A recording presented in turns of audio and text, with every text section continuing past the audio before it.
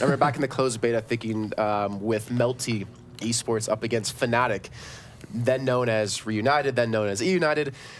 And this used to be like a home favorite for Fnatic back then. And they eventually just like, all right, we hate this map because for some reason something changed in the meta and they really started to struggle with what was really being done and having to counter things. But, you know, we've seen some interesting things so far today, ZP. Second point, at least in the progress of second point, we've seen a lot of teams failing in being able to put up any sort of defense at all there. They get back to the Kungarna Cloud9 game. Well, what we see a lot in Nambani is where once teams give up first, second usually goes by really quickly, and then they hit the iron wall on third, where Nambani third is one of the hardest points in the game to take, period. We have seen teams come back from 6 minutes to defend, and they're able to bring back that point. So even if you have crazy momentum going through first and second, you're not guaranteed to get into last. But Jason, what are we seeing right now in this Renegades defense? Because it's interesting. Well, we're seeing Turbjorn played by Jerry here on the defense. Imagine we put a turret down just to be very much of a nuisance for Veibe, who's playing the Genji. So we just talked about Genji. Dogman can be switched over to the Soldier here instead of Bishu. So they're running that solo support comp, and they're allowing Dogman to play the Soldier to allow Veibe to use the Genji for that high ground control they're going to need. There's some interesting flexing coming out here from Kungarna, and it is not working out. They're getting poked down heavily on this early engagement. Not really getting much. Zachary is just able to sit back and enjoy himself here. The turret's in the back. He just gets to sit there and lay the damage, and Kungarna doesn't even really make a good attempt. Well, welcome to running solo support here on Nambani when you're not able to dive in right away. Like, if you're not going to engage quickly, you don't have a lot of sustain to even make your way into an extended fight. So Renegades going to be happy to just sit back, get some chip damage in. You have Sherlock, who's already built up 63% on that nano boost, and Zachary only 50%. But the chip they're able to do across the board, they have relatively even ult percents. They do indeed, and now we'll see from Kungarna if they're able to make this work out a little bit better. They go in from the front and then leap to the back in a good attack here, and it works out. Not only do they flank both Torb and the Ana, but they're able to just clear out the high ground entirely. It catches Renegades off guard, and unfortunately, Jason, sometimes aardvark does not pay off. I'm actually surprised to see why Renegades didn't defend back a little bit on their own high ground, because if they're going to dive into, you have the Bio Grenade. Pooks is not going to be able to heal you in that position. Yeah, you give Dogman some room to breathe, but you have Mangachu playing the D.Va to mitigate him in the meantime. You could have made them come to you without the healing they needed to make the attack work, and you have the bio to just completely nullify any sort of chance they did have to heal, and then you win the fight from there. But they get caught off guard, now they lose the first point. Luckily for them, they didn't really commit any ultimates into that last fight. The problem, they're not going to have a sound barrier anytime soon because Jur had to switch. Yeah, they have to switch, and that's the problem when you run the Torb there, is that after you swap, guess what? You lose all your ultimate charge. It's not great. And the bigger problem here, too, is that Renegades doesn't necessarily have the momentum to stop here on second, which means Kungarna, they could roll through here with ease. Well, you see Dogman with the attack visor up. He's going to get good positioning, and this is going to be interesting how this next fight sets up. They have the potential to shut it down, though, because you do have the nano visor for Zachary, which that's something that Dogman's not going to have, so you can output a hell of a lot of damage, but the problem is, are they going to have the opportunity to be set up for that, because you already see Kungarna going for the fight. Dogman uses attack visor really far back here. I'm not quite sure that was the right play. He is able to find Jesus towards the very end, but it's a very even fight here. So for second point defense on the Bonnie, this is not bad for Renegades. They're able to be relatively healthy in the back, somewhat stalling out. They'll get another attempt here to throw Kungarna off their game, and now they don't have to worry about the visor or the blade going into this next fight. Oh wow, so Jur's gonna go down, Pona JCap here, somehow dies to the self-destruct while playing Lucio. That's gonna be a big loss for them. They're gonna need that speed, need that healing. Prima Dolce goes down as well. That self-destruct out of Mangachu is finally gonna be thrown down, but the problem is they've lost so many men already, and Remix is looking to come back and looking to catch out over onto Jesus, where he eventually does fall to Dogman. And this is where I think if you're Mangachu, you just give this one up, and no, he's actually gonna stay in here, so this is a bit of a gamble coming in from Renegades. They are going to fight here on second, but this can give up a lot of ground on last if it doesn't work out, and it does not work out. They just get crunched as they try to come back in. They will give up all the kills here in the payload, and Kungarna able to build up ultimate charge and momentum, because look at that fight there, Jason. Dogman went from like 30% all the way up to 86% off of that last dive. To be fair though, like I didn't hate the fact that Renegades did defend, even though they were going to lose the point, because it allowed Sherlock and Jur to really build up a lot of extra percent themselves, and those support ultimates can mitigate so much and help guarantee a one fight for you. So a little bit questionable, but I still like it though. The problem is that will they get that window, because they don't have it up now, and here comes Dogman coming off the flank. The visor is up, looking for any target to go for, and it comes up with nothing. Comes up with a D.Va in his face in a just unfortunate death, so game sense not really working out there for Dogman. and yet the rest of Kungarna able to make the most of the opportunity. He was the distraction, the bait. That's fine, they're gonna lose his progress, but they still have the trance coming up momentarily. Jur, he's gonna get his sound barrier down. Prima Dolce doesn't have that primary rage yet though, so he's not gonna stall for a long time. You can see them grouping back up on this right-hand side. They're gonna come out all together. Michael though has the opportunity with a pulse bomb to go huge. And here's a big deal. Both support ultimates just coming out line as they come out. First the barrier for Renegades, matched by another barrier, but now they pass into the Iris, and that makes things rougher here for Baby Bay, and yet he's still able to find Zachary. So 5 versus 5 here on the payload. However, to take this point, Jason, it must be decisive, and Jesus is ruining the backline even as Baby Bay tries to pull this forward. Yeah, he's stalling for time, and Vishu has gone down. Baby Bay, yeah, you're on low health here, but you're not really able to accomplish much by yourself when you still have Negachu there, as well as Prima Dolce able to hold on to this one. So they'll maintain it. The two support ultimates being committed to take this point, or at least hold it from finishing here, but there's still 3 minutes of time. However, like I said before, we've seen 6-minute leads being thrown in this last position. Dogman, though, he did switch over from the Soldier to Zenyatta before this last fight, up to 80% on his ultimate, and Baby Bay's back on the Soldier too. And this is a case where I think Kungarna goes, okay, we're gonna need more support power here because you need to decisively take this point. You can't just trade out back and forth, which a DPS heavier comp is more willing to do. You need to take this as decisively as possible. And Kungarna, now here they go. They're coming up the left flank, all the way around, but oh no, the self-destruct coming in! Has it been right? No! It doesn't get anything, it's just a little bit low. Kungarna, though, suffering a lot of poke here, Jason. Dogman not going to be able to stand up to the pressure, and Renegades, they successfully deal with this. A good shield by Remix, too, as we did see the self-destruct come through. Obviously, it wasn't going to catch anyone, but it would have protected them if it did. But now the charge did come straight through, being sped, and Zachary gets the headshot of Baby Bay, gets that initial kill. So still looking to push this advantage. 2 minutes and 20 seconds left. There's still someone contesting the payload. I believe that was Michael, who gets dropped by Sherlocky. Renegade's going to be holding yet again, now put up a good ult bank. Well, of course you found Michael on the payload. He's trying to be Wins 2.0. You can't be Wins 2.0, Jason, if you're not on the payload. I mean, he also doesn't have Wins' biceps. I've seen those things. That man works out more than he actually plays the game, I think. He crushed you on the couch with Take TV with those things, and you liked it. I wasn't going to say no to a Frenchman when it sit in my lap. I mean, anyways, Renegades, they do have 4 ults, though. We do have 2 support ults, 2 offensive ults. Prima Dolce getting close to his primary range, which he will have in this fight, so not big of a loss for them to not have it up just yet. But Kungarna's able to match in terms of support ultimates. Baby Bay's about to have the Visor, but Remix has switched over to the Reinhardt, which is obviously a little bit of a different setup. Well, both teams drop the beat, and Zachary goes in deep, finds Remix early on, and the Transcendence comes out a little bit late. It's not in time to save Remix, and Renegades very content to push us back, and they still have the Transcendence in reserve. Sherlocky does not use it here just yet, but his team's starting to die all around him, so now it's not a good opportunity to use it really anymore here, Jason, unless he wanted to delay as he's stuck in the corner and actually finds Pooks. Thing is, I see what Michael's trying to do. I see that he's trying to constantly harass the backline of Renegades to maybe force out some ultimates or to kind of keep them out of the fight, but Jur and Sherlock are doing such a good job of protecting each other that he's not able to pick up any of these kills. And I kind of wonder, maybe Michael should actually group up this team, maybe try to take Prima Dolce down right away and play more of a frontline tracer than a backline tracer. That would generally be useful here. I mean, Primo's been doing a good job of staying alive in these fights. A little bit more focus fire might be what it takes to bring him down. But Kungarna now starting to run out of time.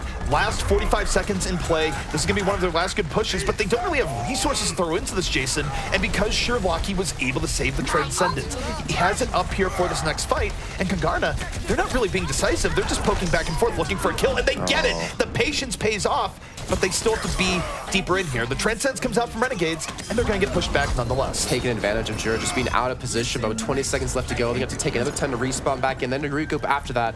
Remix, it's coming on to you, man. You got to get this Earth Shatter up. He's at 90%. There's nothing to block this. And the way that they're grouping up the payload might give you an opportunity to get that easy 3 kills to actually push this payload a little bit further. And the key is here, too, is that Zachary has the Dragon Blade up. So if Remix can hit the Earth Shatter of his life, as you're just mentioning here, and catch Zachary in it, that would be the one way of Kungarna getting through. But we are in overtime. This is the final push, and Renegades is out to finish it. The self-destruct flying to the back. The sound barrier aiding the engage, but they get nothing. And now here comes Kungarna, using their ultimate reserve, pushing forward. But it's not quite decisive as they want immediately, and here comes Zachary. He's in the back line, grabs one, and gets both supports with the aid of Jur. Kungarna no longer has the fuel to aid this push. The DPS players will no longer be getting heals. And Bebe being the last one left alive on the payload will be eventually knocked away, as Bishu is going to be there as well. But you have to say, it's pretty much going Renegade's way. Zachary making sure we're still down. Such starting to come through, not going to catch on anyone. Actually, Jur's going to fall from this one, but Babyface has so low HP. He's going to be healed up, but most importantly, he's being protected by Bishu here. And Kungarna, they've grouped up back on the payload. This fight's not over. It's not over yet, and Babyface says, I don't need a healer, I just need the payload at my own healing station. Stays alive for way longer than they should have, but the reinforcements are coming in for Renegades, including a Bastion. Beep, boop, here come the Renegades. You have the turret in the back, and finally, they're able to push Kungarna off. Spirited effort by Kungarna at the end there, Jason, but just not quite enough. I don't know if you're allowed to say that B word. I think that's Boobasaurus's word. You know, I actually stole it. His lawyer can come see me at any point. Like, we will fight it out in court. Sue me, Chris. I know you can hear me. Actually, you're laughing back there. So, on the defense, actually, we had Kungarna push the payload up to the precipice of finishing the point, right? Yes. And we saw Kungarna, instead of attacking through the normal, like go to the front, go around the bend, and push the payload, they actually attacked around the left-hand side. And once that payload fell back far enough, it allowed Renegades to set up on the high ground and the low ground to protect the payload, which made it really hard for Kungarna to dislodge that because they didn't send anyone high ground. They tried sending Bishu there to maybe push, Prima Dolce back, but Prima Dolce is Winston, so he can just jump back in his perch, I guess we can say. And that gave Renegades so many different avenues to attack with. So I would like to have seen maybe Kungarna switch things up a little bit, maybe get some high ground control, maybe lock that down, and then push from there. But they just constantly kept getting flanked. They constantly kept getting hit from different directions. And Michael was trying to provide that, but as a tracer, by yourself in the back line without a Genji or Winston to assist you, you're not really going to be able to distract them enough where you have a Winston, a Genji, and a Diva constantly attacking from two different directions. It's very difficult for an offense, and what you're describing is the problem with Numbani for an offense gang in the last, where not only is the respawn situation relatively advantageous to the defenders, the positioning. There's so many ways you can position to put the attackers in a rough spot, so it's why you see this over and over again, where a team might have 4 minutes, 6 minutes left on last, and then they don't punch it in the end, Jason. Getting so close and not being able to finish is really unfortunate for most teams out there. But then again, that separates the good teams from the best teams. And that's where we're here to find out who will be playing and attending Contenders Season 1. We do have Renegades, looks like, on the attack, and we run the Far Mercy. So we were wondering if we were going to see it, and it looks like we will in fact be seeing what Mangachu and Shiraki can do in tandem. Well, Mangachu might not think he's better on Pharah than Sheriff, but he certainly has a good Pharah nonetheless when he is on. And Renegades right now, Jason, not a whole lot of chill. They're going straight up the gut, not really being passive at all. But, oh, Michael, good night. That's one way to do it. Farewell, son, as he eats the rocket early on, but one good rocket deserves another. Baby Bay firing right back. However, Renegade's starting to get some pretty decent momentum. You know, I have nothing against Michael. I've actually never met him in real life or even talked to him online. But I love seeing someone that trash talks get smashed by a rocket like that. It just makes me so happy and giddy on the inside. Jason, some people might say that's why you have nothing against Michael. Yeah, I don't know. I mean, I guess we're both lucky for that. But anyways, we do see, looks like Baby Bay able to clean up Jesus and Renegades. That first attack is not going to be successful, but I like the comp they're running. I still feel like maybe you could throw the Diva in there if Jesus can switch over to that. But Jesus is just so prolific on Tracer, there's no reason to really switch him off. But you know, the Pharah, what she provides in this situation is you hit one direct rocket. If you dislodge this soldier and this Ana combo, then you have easy takings, easy pickings for the high ground control, and also the ability to pick off that soldier and Ana as they do drop. And right now, it's also drawing the attention of the Diva here, where Bishu really has to prioritize nullifying Mangachu. That's how teams have dealt with Renegades to some extent. You throw the Diva in Mangachu's face, so he's distracted in the back, but meanwhile, it's Primo and Zachary getting results into the back line. They don't have the Diva protecting the back line, and they're able to feast, and still Mangachu lives, comes in for the cleanup. The sky is Renegades, the ground is theirs, and they're very likely as Michael gets wrecked again. So we're going to keep an internal counter here of how many times Michael does fall to Mangachu playing the Pharah. I think someone in chat, you guys should be able to do that for us. You guys can count to 10 easily in chat without interrupting each other. You can definitely keep track of how many times Michael has died. But anyways, moving into now the second phase here. Looks like we do have decent ult advantage towards Renegades. Yeah, we do have the attack visor up, and we do have the pulse bomb for Kungarna, but Shiraki, he plays his Mercy right. Those ultimates can be completely nullified, and Zachary's getting really close to having that blade up too. Indeed, and I will say this for Kungarna on their defense here, Jason, one of the best ways they have of delaying an offense on second is to have your Tracer go a little bit hero mode, where you're able to go in, get a pick off with a pulse bomb, and give your defense 6v5 fights, but just make it easier on them here in a point that generally is offensive favorite. The pulse bomb comes into the back, doesn't connect, and it's Zachary diving in deep for Renegades, picking up two, Mangachu right over the sky with a barrage of his own, and that is decisive from Renegades. The dive from Kungarna just does not work. Now, you play Tracer quite a bit, right? When you do play Overwatch. Do you ever get freaked out watching someone try to kill D.Va 1v1 in those situations, like Tracer or Genji? Because I know in those situations, I never pick up those kills and I seem to always die. It depends. I mean, it's one of those things where you want to go in deep and give harassment. I'm more worried about just the random stuff hitting me as Tracer. I mean, baby D.Va. Like 1v1 in a baby D.Va. The baby D.Va? That's like the scariest thing I think in Overwatch. One of those things, I'm not even scared as much as I am worried about the consequences of just getting talked crap to when I lose inevitably, which is, like, I'm worried about the reputation hit, okay? It's not about the threat. It's more about the threat of damage. But speaking of the threat damage, Kungarna coming back in here on this defense. 4 kills, an explosion to seal, but the resurrection is there. Sherlock, he was not one of the people taken down, and a monstrous resurrection keeps Renegades here in this fight. We'll see if they can turn it back in their favor. When we see the focus on Sherlock there, he's just flying away, but this team's so spread out, he's able to jump between Jur and Mangachu in the air constantly, so he actually can't be locked up too much by Bishu and Remix. And look, the kills still going all the way of Renegades. Now he'll be pushing to this final point with a hell of a lot of time, but so is Kungarna, to be fair. So it's not really going to be necessarily a clean sweep from here.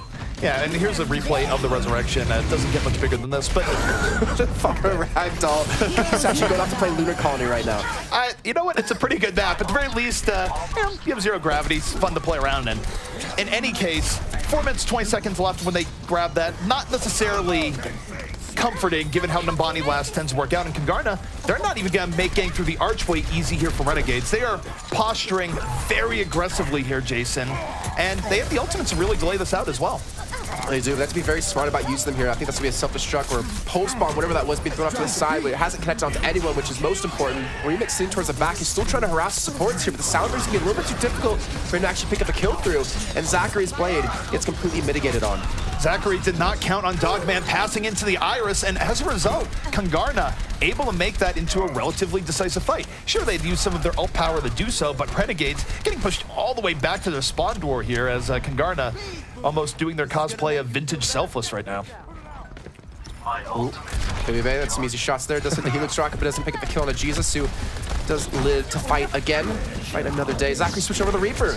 This is something we were wondering we'd see with North America compared to Europe, where in Europe we see a lot of Reaper, but not really much McCree. We're waiting for you to see a lot of McCree come into NA, but so far it doesn't matter what the Reaper's being picked, because the Reaper has been shut down by Dogman. And Renegades are struggling to have some sort of response to this aggressive defense. It's pretty tough, and I would say I think part of the appeal to the Reaper here, Jason, would be you bring the Reaper to the top part. It's really close quarters. It's a case where Reaper can help you get high ground control, but Renegades is just struggling to even get out the door here. Literally, it's been very difficult for them here so far. And the other problem too is that Michael's been playing much better the last few minutes, landing pulse bombs onto the tanks, getting early pickoffs, but this time Baby Bay gets caught off guard. They're coming from behind. This is going to be so hard to actually deal with here because now they're out of position. They do have high ground control, yes, but they have this shield to protect them in this tight area. The teams are reverse situations here. The self-destruct, though, hits Paydirt. Mangachu out of the fight early on, so Kungarna adapting to this ridiculous flank coming out here by the Renegades, and it's Dogman. The Transcendence up here once more, but this time not quite as effective. Renegades swarming over them on all sides. They drop the beat, Jason, because they feel they have this one.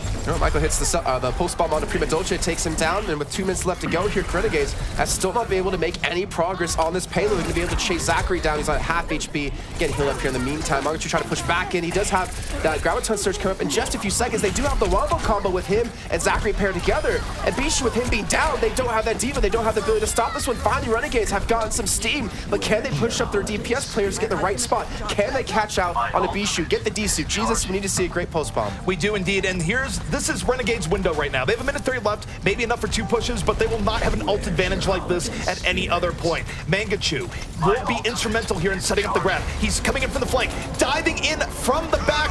The Graviton. Shatter it. He's not using the He doesn't want to throw the D.Va, but there's the Graviton. It hits.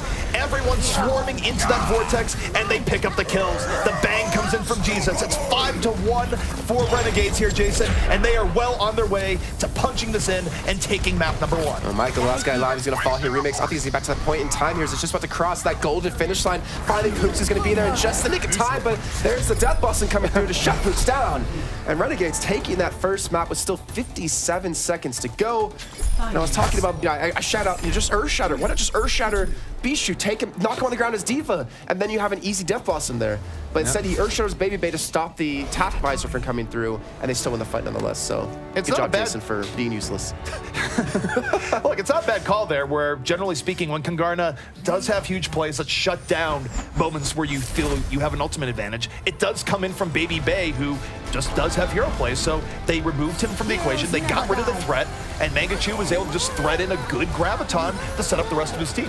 Well, and look, talking about that last play there, this might have just been me getting baited, but D.Va flies up in the air, indicative of an ult. I don't even know. I wasn't keeping track of the ults at that time. She'll fly up in the air in general as well. And then immediately came back down, but that was the window for that grab. And I was wondering if maybe Bishu was trying to play the mind games to try to feign that ultimate and then come back down and try to grab it. But either way, it didn't work out that way. It's very subtle. You do see players playing mind games with each other much more, especially when it comes to the tune of baiting out support ultimates. So it's possible that was the goal. Unfortunately, if it was the goal, it wasn't really respecting the fact that Mangachu was on Zarya for a while, almost certainly had a graviton, and that's a thing a D.Va wants to look for. You want to dine on the Zarya buffet, get the gravitons, and stop your team from having an impromptu group hug.